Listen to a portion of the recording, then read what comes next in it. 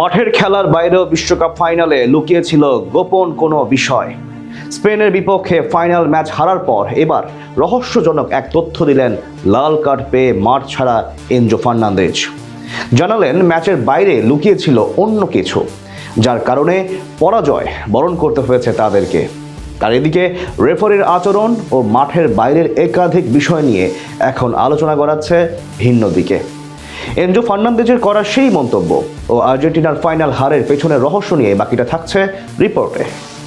Argentina ও স্পেনের final নিয়ে আলোচনা যেন শেষই হচ্ছে না। একের পর এক নতুন তথ্য ও রহস্যজনক বিষয় সামনে আসছে ভক্তদের। অনেকেই মনে করছেন মাঠ ছাড়িয়ে মাঠের বাইরেও এমন কিছু ঘটেছে যার প্রভাব পড়েছে আর্জেন্টিনার পারফরমেন্সে। অনেক আর্জেন্টাইন ভক্ত আবার সরাসরি আঙুল তুলছে ফিফার দিকে। সেসব আলোচনার মাঝে এবার নতুন করে শান দিলেন ফাইনাল ম্যাচে লাল কার্ড পেয়ে মাঠ ছেড়ে যাওয়া মিডফিল্ডার এনজো ফার্নান্দেজ। বিশ্বকাপ ফাইনাল নিয়ে এবার রহস্যজনক এক তথ্য দিলেন এই ফুটবলার, জানিয়ে নতুন করে বিতর্ক শুরু হয়েছে ফুটবল মহলে। এছাড়া লিওনেল মেসিরও একটি ভিডিও ভাইরাল হয়েছে, যেটি তৈরি করে নতুন প্রশ্ন।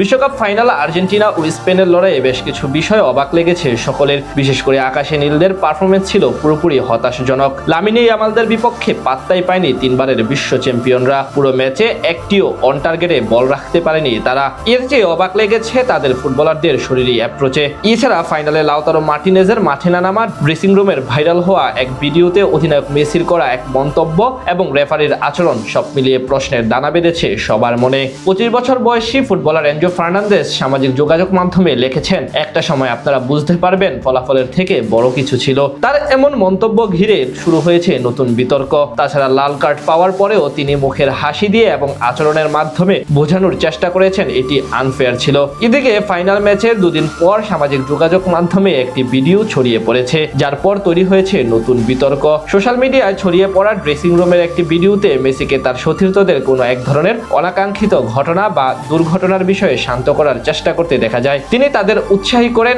এবং বিষয়টি পেছনে ফেলে খেলায় মনোযোগ দেওয়ার আহ্বান জানান। টিওয়াইসি স্পোর্টস জানিয়েছে, ভাইরাল হওয়া ভিডিওতে দেখা যায় আর্জেন্টিনার অধিনায়ক ড্রেসিং রুম থেকে বের হওয়ার সময় সতীর্থদের বলছেন, সবাই শান্ত হও, আসল বিষয় হলো আমাদের শান্ত থাকতে হবে। এ পর্যন্ত সব ঠিকই ছিল। সামাজিক যোগাযোগ মাধ্যমে আলোড়ন তুলেছে মেসির পরের কথাগুলো। তিনি আবার বলেন, এসো সবকিছু ভুলে যাই, আমরা শুধু খেলি, চলো শুধু খেলায় মন দেই। ভিডিওতে দেখা গেছে দরজার সামনে দাঁড়িয়ে কথাগুলো বলার সময় মেসির সতীর্থরা সবাই শান্ত ছিলেন। তবে প্রশ্ন উঠেছে, ফাইনালের আগে এনজো ফার্নান্দেজ, এমিলিয়ানো মার্টিনেজদের ঠিক কি ভুলে যাওয়ার কথা বলছিলেন মেসি?